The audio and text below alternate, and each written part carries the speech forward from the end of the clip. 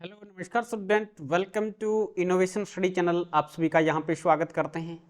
आज अपन शुरू करने जा रहे हैं एक्सरसाइज 1.4 और इसके क्वेश्चंस 1 से लेके 6 तक इसमें अपन कंप्लीट करेंगे। पीछे वाली क्लासें अगर आपने नहीं देखे तो इस क्लास के डिस्क्रिप्शन बॉक्स में उसका लिंक मिल जाएगा, वहाँ से जाके क्लासों को फॉलो कर सकते हैं। अगर आप चैनल पर नए हैं तो चैनल को सब्सक्राइब करके पास में लगी बेल आइकन को जरूर दबाएँ। तो चलिएगा आज की क्लास शुरू करते हैं। पहला प्रश्न इस प्रकार से है आज की क्लास का कि निम्नलिखित में से प्रत्येक समुच्चय युग्म का सम्मिलन ज्ञात कीजिए। इसका मतलब हो गया यहां पे यूनियन आपको ज्ञात करता है। सम्मिलन का मतलब होता है यूनियन ज्ञात करना। एक होता है सर्वनिष्ठ यानी इंटरसेक्शन ज्ञात करना, तो ये इंट्रोडक्शन में बहुत अच्छे से पढ़ा है। यूनियन का मतलब दोनों में है वो तो आएगा, लेकिन जो बाकी भी बच गया वो भी आएगा। तो यहां पे ही इसका सॉल्यूशन कर देते हैं। पहले का सॉल्यूशन करें अपन, x यूनियन y, दो सेट हैं, इसमें जो कॉमन आएगा वो तो आएगा 1, 2, 3 और 5। ये इसका क्या होगा, सम्मिलन हो गया, यूनियन हो गया। दोनों में है वो यानी कॉमन है वो तो आएगा, लेकिन जो बाकी बच गया वो भी आएगा। जैसे कि कॉमन कौन कौन सा आ रहा है, 1, 3 कॉमन आ रहा है, 2, 5 बच गया वो भी इसके अंदर ही आएगा। तो 1, 2, 3, 5 इसका यूनियन हो जाएगा। इसी प्रकार से दूसरे का करते हैं। ए और बी दे रखा है आपको, तो ए और बी यहां पे ये आएगा, ठीक है, मंजिला ब्रैकेट आएगा। सेकंड नंबर का करते हैं, A union B is equal to A B C, D नहीं है, ई आ गया, आई आ गया, ओ आ गया और यू आ गया। तो A B, A E I O U और बी सी आ गया। एक ही बात है, कैसे भी लिखो, इसको क्रम से लिखो या आगे पीछे लिखो, इससे कोई फर्क नहीं पड़ता, इससे कोई फर्क नहीं पड़ेगा, कंफ्यूज मत हो जाना। Is that clear? तो ये पहला और दूसरा कंप्लीट हो जाता है। इसके बाद में चलते हैं तीसरे प्रश्न पे। तीसरा प्रश्न दे रखा है, x एक प्राकृत संख्या है और 3 का गुणज है। इसका मतलब इसका अगर मैं रोस्टर रूप लिखूं, x एक प्राकृत संख्या और 3 का गुणज है, तो 3, 6, 9, 12, 15 डैश डैश, ये इसका रोस्टर रूप होगा। और संख्या x संख्या 6 से कम एक प्राकृत संख्या है। इसका मतलब क्या हो गया, 6 से कम एक प्राकृत संख्या है, 1, 2, 3, 4, 5, ये इसका रोस्टर रूप हो गया। अब इसका आप इन दोनों का आपको क्या बनाना है, सम्मिलन बनाना है। सम्मिलन बनाना है तो पहले का तीसरा देखते हैं। पहले का तीसरा, ये अपन इसने मान रखा है, ए मान रखा है, तो ए मान रखा है। ए का मतलब ये मैं इसका रोस्टर रूप लिख रहा हूं, 3, 6, 9, 12 और 15 और आगे डैश डैश चलता जा रहा है। और कोई बी सेट है जो 6 से कम एक प्राकृत संख्या है, 1, 2, 3, 4 और 5, इन दोनों का आपको सम्मिलन करना है। तो A union B is equal to, ये तो आएगा 1, 2, 3, 4, 5, फिर 6 आ जाएगा, फिर 9 आएगा, 12 आएगा, 15 आएगा, डैश डैश, इस प्रकार से चलेगा ये 1, 2, 3, 4, 5 और फिर 6, 9, 12, 15, 21, 18, ये इस प्रकार से चलता जाएगा। नेक्स्ट पे चर्चा कर लेते हैं। 4 नंबर दे रखा है, x एक प्राकृत संख्या है। x एक प्राकृत संख्या है तो इसका रोस्टर रूप क्या हो जाएगा। रोस्टर रूप लिखना चाहो तो लिख सकते हैं, अन्यथा कोई जरूरी नहीं। 1 से ग्रेटर देन है और लेस देन है किससे, 6 से, और इक्वल भी है, तो इसका रोस्टर रूप लिखो तो कोई बात नहीं, लिखो तो भी कोई बात चलेगा काम। और x एक प्राकृत संख्या है जो कि 10 से छोटी है, तो ये किस किस के बीच में हो गई, यूनिवर्सल। इसका देखो, सॉरी, इसका सम्मिलन देखो, यूनियन देखो, इसका 1 से ग्रेटर देन और 10 से लेस देन, बस यही तो हो जाएगा, यही तो इसका हो जाएगा। तो इसका चौथा देखो, इसका A union B is equal to, A union B is equal to क्या होगा, x एक प्राकृत संख्या है, प्राकृत संख्या है और रिलेशन क्या है, 1 से ग्रेटर देन है और 10 से लेस देन है। 1 से ग्रेटर देन है और 10 से लेस देन है। ये इसका क्या बन जाएगा, राइट आंसर बन जाएगा। नेक्स्ट है 5 नंबर। ए आपको दे रखा है 1 2 3, बी दे रखा है 5 5 यानी रिक्त समुच्चय। इसका यूनिवर्सल क्या हो जाएगा, इसका यूनिवर्सल अगर अपन देखें ए और बी का यूनिवर्सल तो ए ही हो जाएगा। वापिस यहां पे लिख दो, कोई बात नहीं। ए आपको दे रखा है 1 2 3 और आपको बी दे रखा है 5, तो आप क्या कहेंगे, ए यूनियन बी। इसका यूनियन क्या हो जाएगा, 1 2 3 5 तो एक रिक्त समुच्चय है, तो वापिस क्या आ जाएगा आपके पास में, ए आ जाएगा। ए यूनियन बी क्या आ जाएगा, ए आ जाएगा। Is that clear. अब चलते हैं नेक्स्ट पर्सन पे, सेकंड पे। आपको दे रखा है, मान लीजिए ए कोई सेट ए कोमा बी है, बी कोई set A comma B comma C है।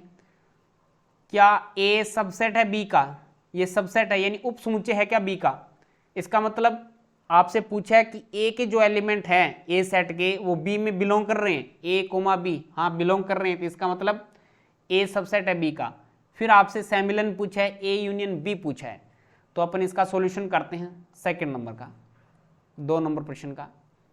क्वेश्चन नंबर 2 आपको दे रखा है ए कोमा बी है, बी दे रखा है आपको ए कोमा बी कोमा सी दे रखा है, यही तो है ना, ए कोमा बी कोमा सी दे रखा है। तो लिखेंगे यहां ए का प्रत्येक अवयव बी में है, इसलिए ए सबसेट बी होगा, ए सबसेट बी होगा। और आपसे इसका सेमिलन पूछा है, ए यूनियन बी पूछा है, तो ए यूनियन बी यानी ए सबसेट है बी का, ए सबसेट है बी का, तो वापिस बी ही आएगा। चेक कर लो आप, ए कोमा बी कोमा सी यानी क्या आ गया, बी आ गया। ए उप समुच्चय है बी का, तो इन दोनों का यूनियन भी क्या आएगा, बी ही आएगा। Is that clear. तीसरे प्रश्न पे चलते हैं। तीसरा प्रश्न आपको दे रखा है, यदि ए और बी दो ऐसे समुच्चय हैं, ए सबसेट है बी का, तो ए यूनियन बी क्या होगा। अभी हमने बताया था दूसरे प्रश्न में ए सबसेट है बी का तो यूनियन क्या होगा, बी होगा। तो यहाँ पे ए सबसेट है बी का, तो इसका यूनियन भी क्या होगा, डायरेक्ट बताना है आपको। तो ए यूनियन बी क्या हो जाएगा, बी ही हो जाएगा। और आप इसका थोड़ा डायग्राम बना के बताना चाहें तो डायग्राम भी इसका बना सकते हैं, चलेगा। तीसरे का डायग्राम बना देता हूं मैं। क्वेश्चन नंबर 3, यहां पे ए सबसेट है बी का, यानी ए के प्रत्येक जो अवयव हैं, प्रत्येक एलिमेंट है वो बी में है, ये यूनियन हो गया और इसको ही बी मान लेते हैं और इसके अंदर आ गया हमारे ए आ गया। तो लिखेंगे यदि ए सबसेट है बी यानी ए का प्रत्येक एलिमेंट बी में है, तो A union B is equal to क्या हो जाएगा, बी ही हो जाएगा, यानी वो यूनिवर्सल सेट होगा इसका। ए यूनियन बी क्या होगा, इसका यूनिवर्सल सेट हो जाएगा। Is that clear. समझ में आया सभी विद्यार्थियों के। चलते हैं नेक्स्ट पे। 4 नंबर में दे रखा है, यदि ए ये है, बी ये है और सी ये है और डी है, 4 सेट दे रखे हैं। आपको इसमें से ये आंकड़े बताने हैं, ए यूनियन बी। तो सबसे पहले तो अपन इनका लिख लेते हैं, इनका बायोडाटा है वो लिख लेते हैं। क्वेश्चन नंबर 4 में आपको क्या क्या दे रखा है। अब देखिएगा 4 नंबर क्वेश्चन में ये आपको 4 सेट दे रखे हैं, ये आंकड़े आपसे पूछे हैं। तो ए यूनियन बी क्या हो जाएगा, ए यूनियन बी क्या हो जाएगा ये आपको बताना है। तो दोनों में जो कॉमन आ रहा है वो लिख दो, 1 2 3 4 5 6 ये आ जाएगा। 1 2 3 4 5 और 6 आ जाएगा। ए यूनियन सी पूछा है आपसे, ए यूनियन सी, ए और सी में देखो 1 आ जाएगा, 2 आ जाएगा, 3 आ जाएगा, 4 आ जाएगा, 5, 6, 7 और 8 आ जाएगा।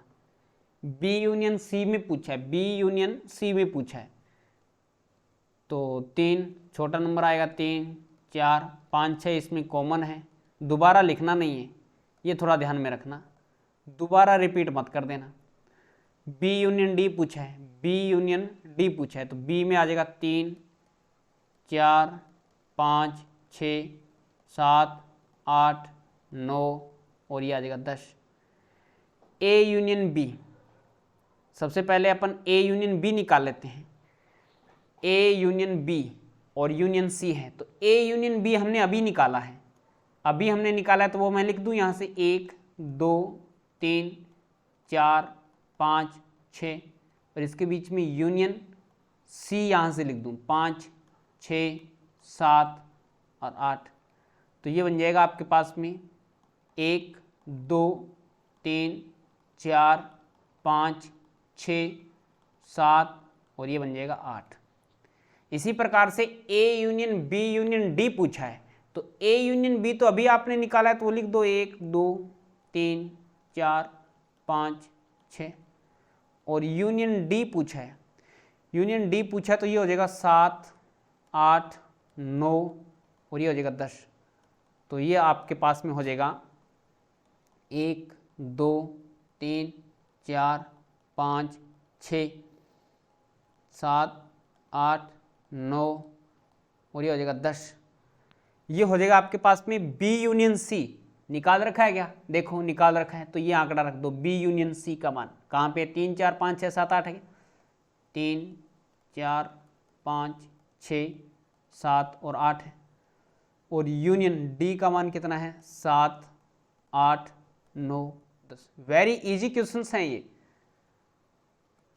तो ये आपके पास में बनेगा 3, 4, 5, 6, 7, 8, 9, 10। तो ये आपका चौथा क्वेश्चन यहाँ पे कंप्लीट हो जाता है। Is that clear? अब चलते हैं नेक्स्ट प्रश्न की तरफ।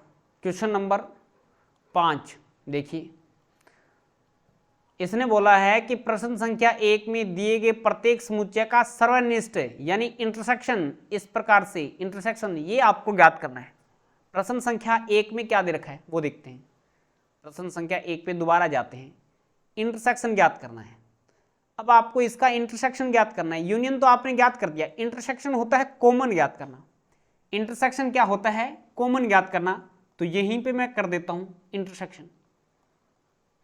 मैं आंसर लगाऊंगा यहां पे, आंसर होगा ये 5वें का पहला, 5वें का पहला यानी x intersection y is equal to क्या रहेगा? देखो कॉमन आ रहा है वही लिखोगे, 1 और 3 कॉमन आ रहा है, 1 और 3 कॉमन आ रहा है, ये इसका इंटरसेक्शन हो जाएगा। दूसरे का a इंटरसेक्शन b करना है, जो कॉमन आएगा वही लिखना है। तो a कॉमन आ गया, एक तो a ही कॉमन आएगा, bc कॉमन नहीं आ रहा और e i o u इसमें कॉमन नहीं आ रहा। तो ओनली फॉर दोनों में उभयनिष्ठ क्या आ रहा है? उभयनिष्ठ एक ही अवयव आ रहा है जो कि a है, और पहले में 1 और 3 आ गया। Is that clear? इसके बाद में चलते हैं तीसरे प्रश्न की तरफ। तीसरे प्रश्न का सॉल्यूशन मैं यहीं पे करूंगा, और वैसे है ये 5वें का तीसरा। आंसर किसका बता रहे हैं आप? 5वें का तीसरा बता रहे हैं, इंटरसेक्शन बताना है। तो ये आपको उभयनिष्ठ बताना है, तो यहां से लिखेंगे a intersection b is equal to 1, 2 नहीं आएगा, 3 आ गया, 4 नहीं आएगा, 5 नहीं आएगा, तो ये क्या आ गया? ओनली फॉर 3 आएगा। ओनली फॉर क्या आएगा? 3 आएगा। चौथे का देख लो, 5वें का चौथा देखो, a एक प्राकृत संख्या है, प्राकृत संख्या है, इसका मतलब a का रिजल्ट क्या आ गया? यहां से a का रिजल्ट आपके पास में क्या आएगा? ये लिख दो आप, ये आ जाएगा आपके पास में 1 से ग्रेटर देन है ना, 2, 2, 3, 4, 5 और 6, और b सेट क्या आ जाएगा? b सेट आ जाएगा 6, सॉरी नीचे है 6 से ग्रेटर देन यानी 7, 8 और 9। तो इन दोनों में इन दोनों का इंटरसेक्शन क्या होगा, A intersection B is equal to, कोई भी कॉमन नहीं आ रहा, कोई कॉमन नहीं आ रहा तो वहां पे फाई हो जाएगा, यानी रिक्त समुच्चय इज इक्वल टू क्या होगा, रिक्त समुच्चय। आप लिख भी सकते हैं रिक्त समुच्चय फाई हो जाएगा। इसको ऐसे भी लिख सकते हैं आप, ओनली फॉर, ऐसे खाली। पांचवा देख लो, पांचवे में 1 2 3 है, ए में क्या दे रखा है आपको, 1 2 3 दे रखा है, जबकि बी सेट आपको फाई दे रखा है, और इन दोनों का इंटरसेक्शन क्या होगा, A intersection B is equal to क्या होगा, फाई ही होगा। इंटरसेक्शन कुछ भी नहीं आ रहा, कुछ भी नहीं आ रहा, इसका मतलब ये बी हो गया, फाई क्या हो गया, बी हो गया, रिक्त।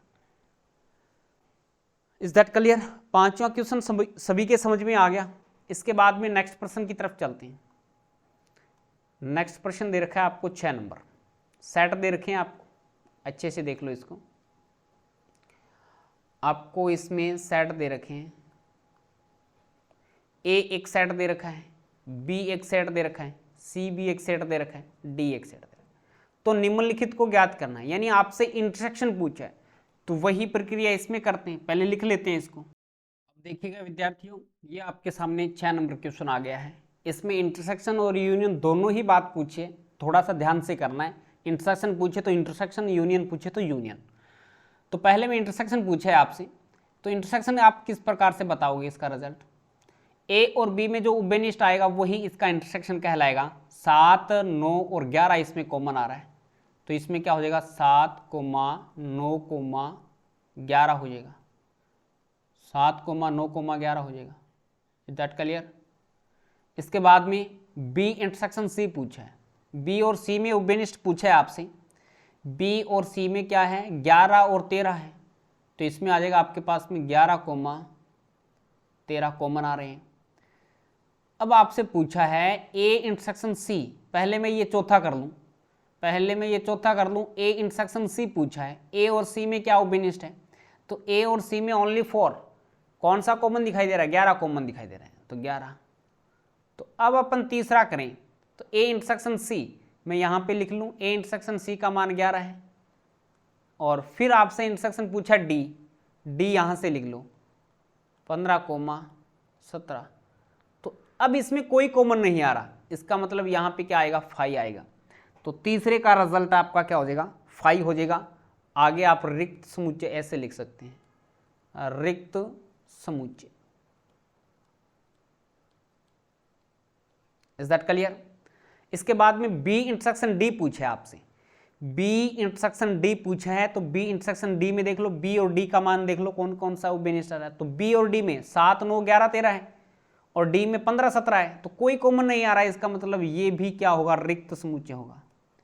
ये भी आप लिख सकते हैं रिक्त समुच्चय, रिक्त समुच्चय। Is that clear? तो पांचवें का भी आपका रिक्त हो जाएगा।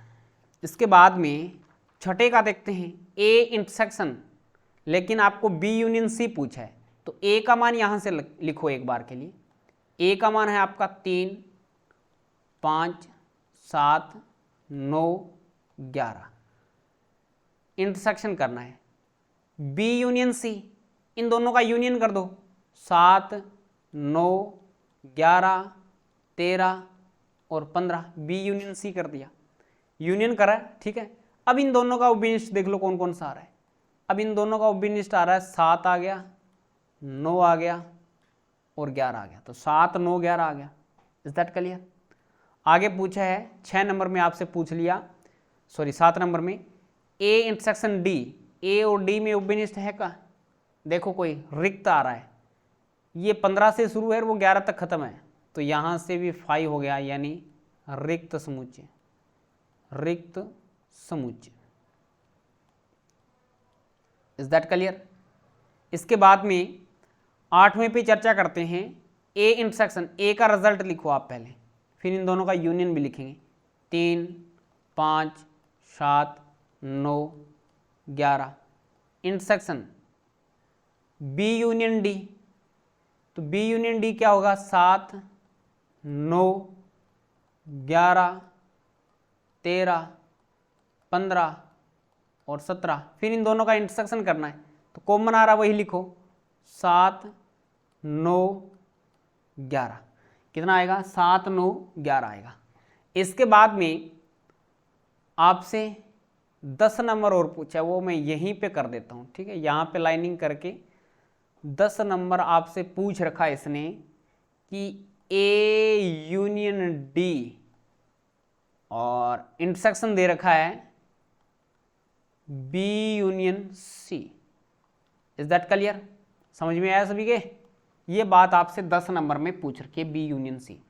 तो ए यूनियन डी करें पहले, तो ए यूनियन डी करेंगे तो 3 5 7 9 11 15 और 17 और मंजिला ब्रैकेट लगाओगे। यूनियन बी यूनियन सी करेंगे, बी और सी का यूनियन करेंगे तो 7 9 11 13 और 15, 2 बार रिपीट करना नहीं है, कोई 2 बार आए तो उसको नहीं लेना है। अब इन दोनों का इंटरसेक्शन, सॉरी बीच में यूनियन लगा दिया मैंने, इंटरसेक्शन लगाना है आपको, इंटरसेक्शन करना है। अब जो कॉमन आ रहा वो लिख दो, 7 आ गया, 9 आ गया, 11 आ गया, इसमें 13 नहीं आ रहा ना, इसमें 13 नहीं आ रहा, तो अभी 7 9 11 आएगा, 7 9 11 आ जाएगा। और इसमें एक बार यूनियन डी 15, सॉरी 15 और आ रहा है, 11 नहीं आ रहा, 11 तो आ गया सॉरी, 13 नहीं आ रहा और 17 नहीं, 15 नहीं, 15 आ जाएगा, 15 दोनों में है, तो 7 9 11 15, 7 9 11 15 इसका आंसर हो जाएगा। तो आज हमने एक्सरसाइज 1.4 के 1 से लेके 6 नंबर क्वेश्चन तक कंप्लीट कर लिया है। आई होप जो भी आपको पढ़ाया गया है वो एकदम बिल्कुल समझ में आ गया होगा। बाकी बचे हुए क्वेश्चन नेक्स्ट क्लास में लेंगे। अगर कोई विद्यार्थी चैनल पे नया है और आप अभी तक आपने चैनल को सब्सक्राइब नहीं किया तो चैनल को सब्सक्राइब करके जो पास में बेल आइकन है उसको जरूर दबा लें ताकि प्रत्येक क्लास का नोटिफिकेशन आपको मिलता रहे। तो चलिएगा, आज की क्लास में इतना ही, नेक्स्ट क्लास में मिलेंगे कुछ नए के साथ। जय हिंद, जय भारत।